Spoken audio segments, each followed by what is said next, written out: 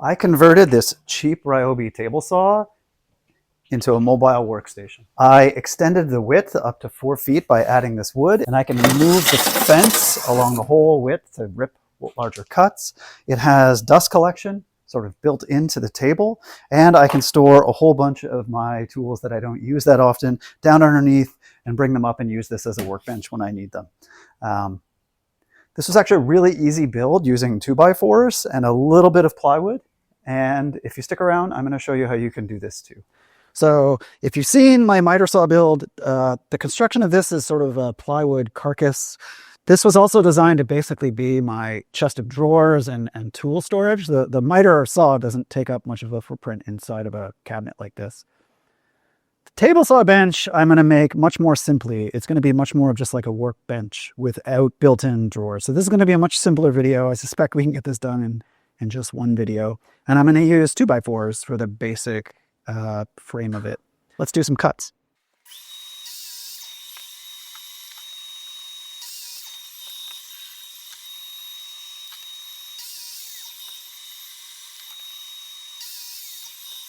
So I saw someone else make legs for a bench where they took two 2x4s and kind of offset them by the width of a 2x4 on the top and bottom.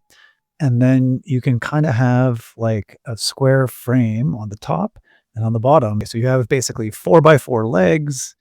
So I'm going to glue these.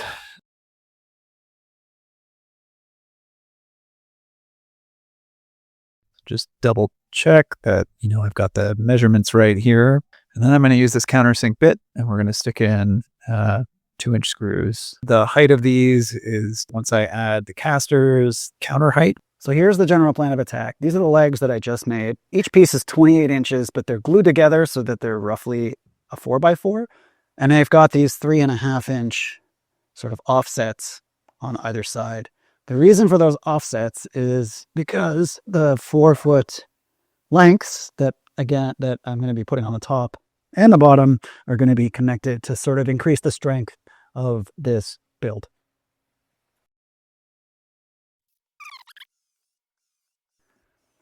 I'm not going to glue these because I may well have to return to cut openings for the table saw to fit her.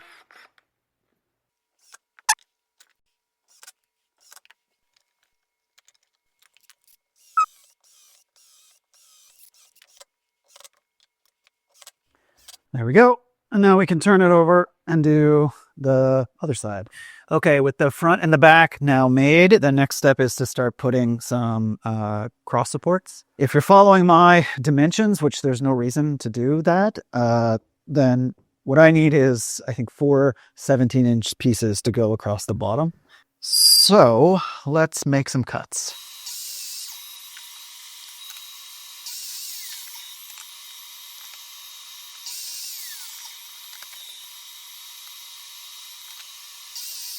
Okay, so for the ones on the end, remember the legs that I've made are basically 4x4s because they're joined 2x4s. So you could potentially try to screw through, but I'm actually going to use pocket holes to connect the crosses that are on the outside.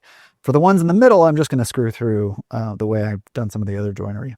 So you actually need 4 of the 17-inch ones to connect it both top and bottom. So I like the Craig's pocket jig for this. If you haven't used this before, I'll put a link in the description below, but almost everybody has used it. Comes with a drill that you can set to the thickness of your wood. So because this is 1.5, I'm just going to set it to the 1.5 mark.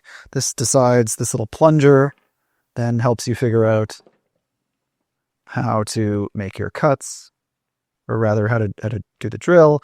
And then I've got this clamp system.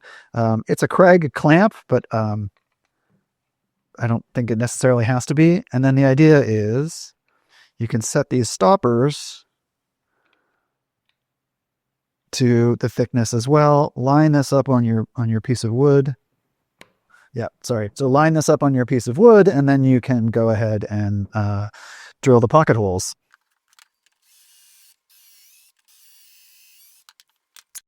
Yeah, and that's pretty easy. So you end up with these nice holes that you can then screw in for So you can have this flush and you can screw in from this side. Okay, so here we are with our 17-inch pieces with pocket holes on either side.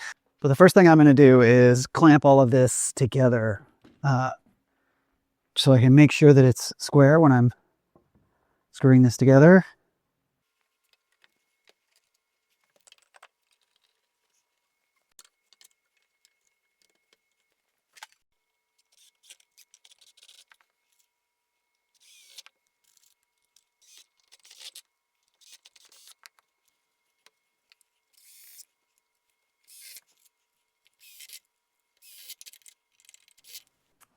All right, so with those in place, now the plan is to put a couple of cross braces on the bottom.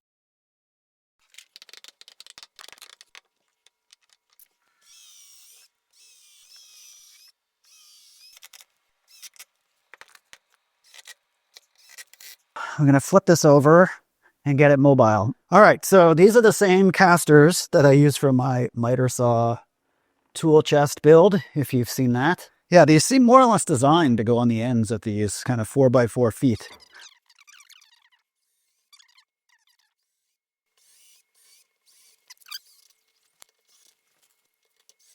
All right, so what I've decided is that I want to center the blade on this table, which does not equate to centering the saw. So if we, I've got the blade out just a little bit and I've just got this square here. If we measure, this thing is about 20, a little less, like it's like 26.5 wide. 11.5 inches are on this side of the blade and 15.25 are on this side of the blade. All right, so if we come back to the unit that I've built so far, if we mark the center and we go on this side of the blade, I think it was 11.5. If we go to this side of the blade, it was 15.25. So I've marked that out, which means, yeah, this part needs to come off. And because this isn't glued, I can undo this and take it over to the miter saw. So the longer piece is going to go back on this side.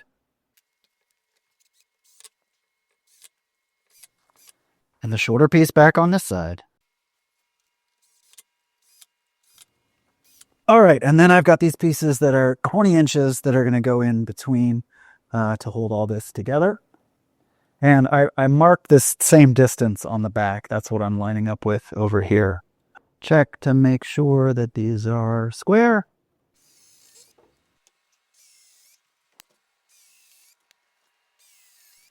Okay, so the next thing is I need to sort of make a lowered table that the saw is going to sit on.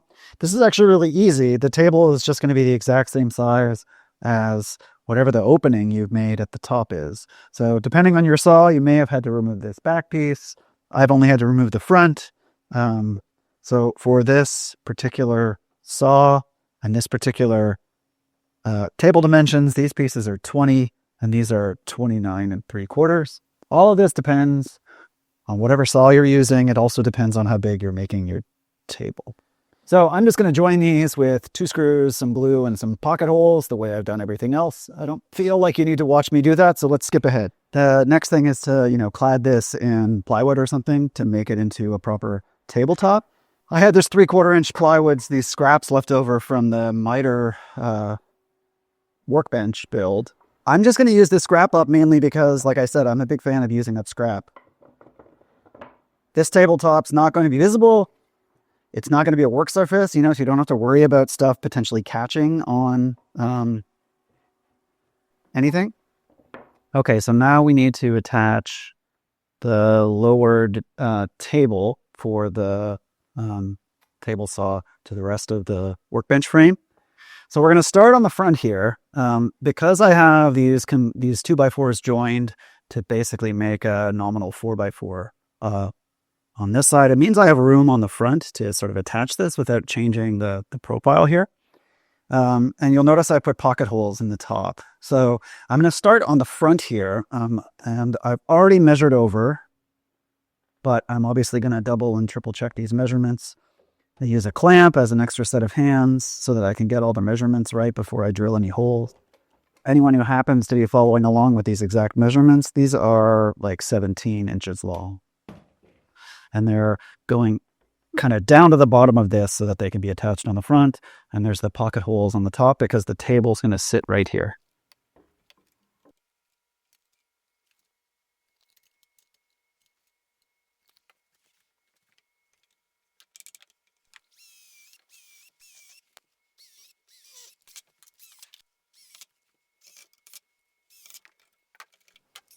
All right, so with these pieces on, I've now got the back piece that it'll be at the same height as these, but on the back. So again, I've got pocket holes on either side of this. If you're following along and there's really no reason to, you can build this whatever size you want. This is 41 inches. And so what I've done is I've measured this distance down on the back and just made a mark off camera.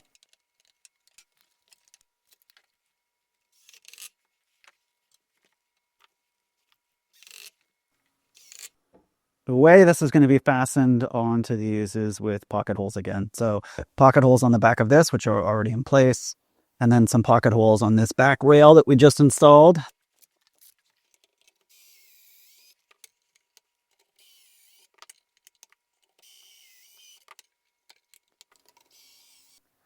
So let's, I guess, go ahead and get this attached. All right, so it didn't make for good footage to just look at my back while I was underneath, but the pocket holes are attached. The main thing that I focused on was getting this flush on the front. I'm not as concerned about the back. I'm going to call this good. What I'm going to do next off camera is just the frame of this has 4 spots where I can attach this. So I'm going to get this squared up and fixed to this tabletop. And the main frame of this is now done. So the next things to consider is get the countertop on. So here's a fun thought. What you're looking at is what's left over of the countertop that I used to make the miter bench countertop. I can cut this into 3 pieces that are as long as this. So I might be able to use more salvage / scrap to put the top on this.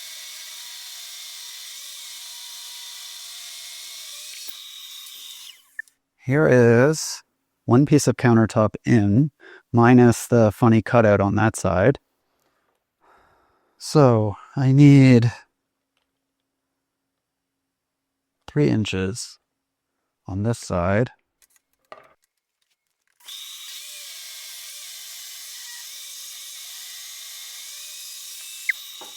I'll have to just glue this. So now the only thing I have left to do is I really would like for these little cutouts to be filled in at least a little bit. And I have pretty much exactly enough material left to potentially cut out this shape on the jigsaw and glue it on as well for both sides. I'll glue these up off camera. Okay, so I want to fill in these little cutouts. If anyone knows why these are here other than just to save costs, go ahead and let me know. I've been thinking a little bit about this. I don't know if you can see that there's a bit of a bevel on here and then it flattens out. So if you trace the bottom and make these that size, you're going to end up with a fairly big like cavity here that's going to fill up with sawdust and screws and other things. So what I did instead was I put a piece of scrap on the top and I traced it from underneath. So this is what the template that is the result. So you'll notice if I put this in, it sticks out a bit, right? But if I have it flush with the edge, it just perfectly fits in here. So this template is the widest topmost part of this, and I'm going to have to figure out some way of beveling it to get it to fit in flush and this way, which is a little bit annoying. Especially if these cutouts are only here to save money. I don't know why they couldn't have made them flush to make it a bit easier to put this into a table. But this template was much easier than I expected to make. I just traced it, and as soon as I had it traced, I realized that I could run it through the table saw to get this straight edge, that I could use the miter saw to get these straight edges, and then a little like 10 seconds worth of sanding to round off the corner was all that was needed. So I didn't even need to get the jigsaw out to get this template made. Basically make this into 2 of these to go on either side. I've started to make the pieces that are going to fit inside. To take out the bottom part, I just brought up my blade by 5/8 of an inch, set the fence to 1/2 inch, literally just ran this through once and then twice to pull out this piece. Did the same thing with the miter gauge to get these angles off once and then twice. And then you've got this sort of cutout for the lower portion. The next step then is to kind of add this doubled angle. I did this with my belt sander, so that just helps me keep everything kind of straight and even, but you don't need a belt sander for this. I definitely recommend power. And now this can sit in this little hole. Obviously, I'm going to kind of glue it up so that it's not sinking down. The tabletops are glued up with filling in these little cuts. They're leveled. I had to do a little bit of sanding to get them leveled. The problem now with these kinds of tables is that if you watch the fence, right, it actually is going to crash into this, both on the front and on the back. I'm actually hoping that I could continue this little channel through the wood on both sides, as well as a little bit of a cutout for it to clamp on back here. This back part is by far the easiest because it's literally just like a little 1/4-inch ledge on here. So I think I'm going to start there. So the easiest thing I think to do is I've got the fence locked in and I can use that with my square. All right, so that worked pretty well. Just measured along the fence with a square, and I now have, you know, this cut along here that is parallel and it's the same depth.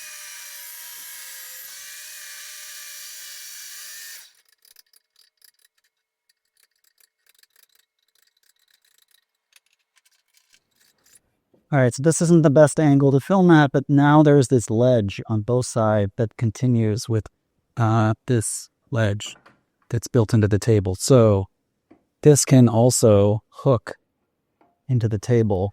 Okay, and so for the front part of the fence, I've been thinking a lot about how I want to potentially allow the fence to continue to slide. And I realized that one of the advantages of this cheaper fence that's on this cheaper table saw is that really the way this works is it just clamps by pulling these two straight edges together. And so I realized that if I cut the back the way we just did, and if I cut the front, this will clamp now to my countertop exactly the way it clamps to the table. And all I had to do was cut off the front here. So to measure the line, I just did exactly what I did on the back. I've got this lined up with the fence so that it's parallel with the saw, because the saw we know is straight, but the wood may not be. Kind of do our best to line this up with the base of the channel here, draw a line, and then what I'm going to do is I'm going to sort of cut a little bit off, right? So I'm going to try to cut this a little bit bigger than it needs to be, check it with the fence, and I can always remove a little bit of material at a time if I need to until I get a perfect fit, right? If I cut this too deep the first time, I can't add material back in. Okay, so here it is, but now this can clamp to this material, and so this fence now can slide all the way. It can slide onto the table as well, and really, really increase the cutting surface. So this will hopefully work a lot better once I get this fastened down, and I guess that's what I'll do next. So to do that, I'm going to use pocket holes.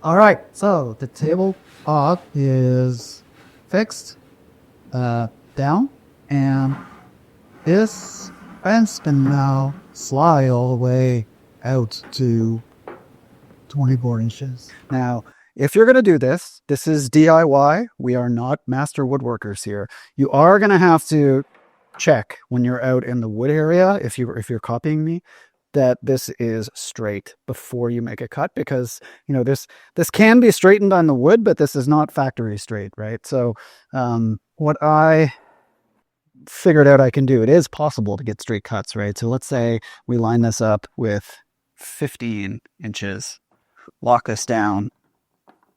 We're out on the wood, right? And I can just run this across, and we lose about 1/8 of an inch as we go, right? Which means that I do need to kind of bump this over. So we finagle, get this back to 15 inches, 15 inches again.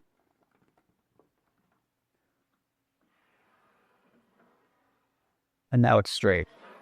So, again, the goal of this was to take a cheap saw and turn it into something better, right? If you don't want to have to futz with this extra alignment when you're outside of the actual 12-inch that this table can do in terms of cuts, buy a better saw. It's as simple as that. Spend a few $100s more and still potentially have to build it into a table. But for me, as like kind of my first table saw, the fact that I have to spend an extra 30 seconds aligning this for larger cuts that I don't actually do that often anyway feels like a pretty good trade-off for a very inexpensive saw. All right, progress continues. Started to actually use the table saw for some of the cuts, and I'm noticing that, not surprisingly, some sawdust is accumulating down beneath. I decided to kind of enclose this a little bit. I'm just attaching it with 2 screws to hold it flat against the 2x4, 2 on the front, 2 in the back. So I strongly considered closing the back end to make this dust collection system a little more contained, but you can't really do that with this model, and that's because this whole assembly pivots if you pivot the blade. So you can't really close the back end anyway if you want to be able to change the angle of the blade. I actually did do it for a little while, and it just doesn't work.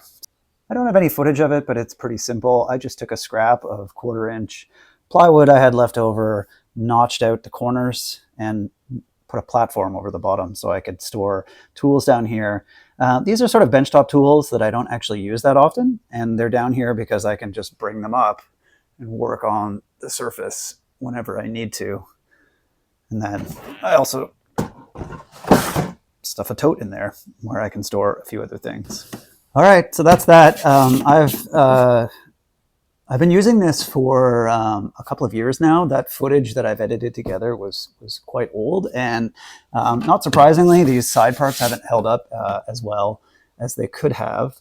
But overall, I think in terms of what this was, the price that I paid for it, and the functionality that I gained out of it, I think I'm pretty happy with this. So thanks for watching, and I'll catch you guys in the next video.